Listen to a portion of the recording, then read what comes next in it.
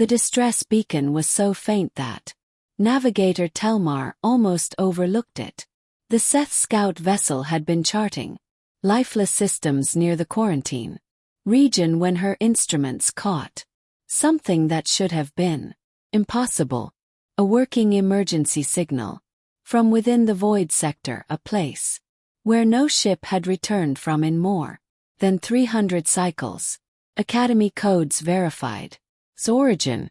Telmar's auxiliary brain processed the data while her main mind kept the ship steady. It was the missing research craft, the one that vanished with a class of students 50 cycles ago. Within hours, a rescue fleet surrounded the drifting hull. What they uncovered inside would rewrite history. Lone survivor, barely clinging to life. Mirison, a young Valenian who had been only 40 cycles old when her ship disappeared. She was unresponsive, her natural glow flickering like a dying candle. But she lived, and the Academy took her in, desperate to uncover what had destroyed her vessel, her peers, her mentors. For months the finest xenopsychologists in the galaxy tried to reach her. The wound in her mind ran too deep. Whatever had occurred in the void had fractured her soul. She refused food, speech, even the most advanced treatments. 7 species of medical specialists eventually deemed her a lost. That was when Professor Daniel Okonkwo proposed something bold. "Let me try," the human said during the urgent council gathering. "On Earth we know something about healing shattered minds." Headmaster Zwelitus pulsed with doubt. "With respect, Professor, your kind has only traveled the stars for 60 cycles. What knowledge could you offer?" Daniel stood firm. "We've endured trauma for millennia, wars, disasters, grief. We've had to master both breaking and mending ourselves." Reluctantly they consented. Daniel entered Mirison's sterile chamber with 2 unusual items: a weathered wooden guitar and a flask of hot chocolate. He didn't demand words. He just sat quietly, strumming gentle melodies, old Earth songs about survival, home, and light within darkness. A sweet aroma of cocoa filled the room, softening its cold emptiness. For 3 days nothing changed. On the 4th, her eyes followed his hands. By the 7th she released a single hum that blended with his chords.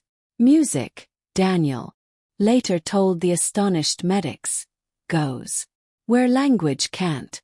Rhythm and melody bypass walls. Soon he brought others.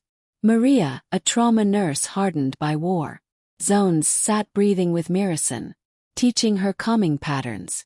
James, soldier who'd survived when his unit hadn't, shared how life after loss was still possible. They introduced therapies the galaxy had never seen. A tiny garden was planted in her chamber, giving her something to nurture. A therapy dog was brought in, the Academy's first offering affection with no questions. "Your mind," Maria explained softly one day, "thinks it must stay afraid to keep you alive. But you are safe now. What you feel are echoes." The breakthrough came when Mirison finally spoke. They sang as they died. The humans didn't recoil or pry. Daniel simply nodded and played a hymn called Amazing Grace, explaining how his people honored the lost through song, turning grief into beauty. Slowly, Mirison began sharing the truth. A ship had met something in the void, beings of pure entropy feeding on vitality. Her classmates had merged their minds, singing equations of their worlds as they sacrificed themselves to shield the youngest among them. "Survivor's guilt," James murmured. "The hardest battle isn't living, it's forgiving yourself for it." The Academy watched as humans achieved what no advanced method had. They didn't erase her pain. They showed her how to bear it. They revealed their own scars and taught her that brokenness could still hold beauty within one solar turn. Mirison walked the academy paths again. She joined James' support group where aliens and humans alike confessed their darkest hours. She learned guitar, composing songs that honored her friends with joy rather than sorrow.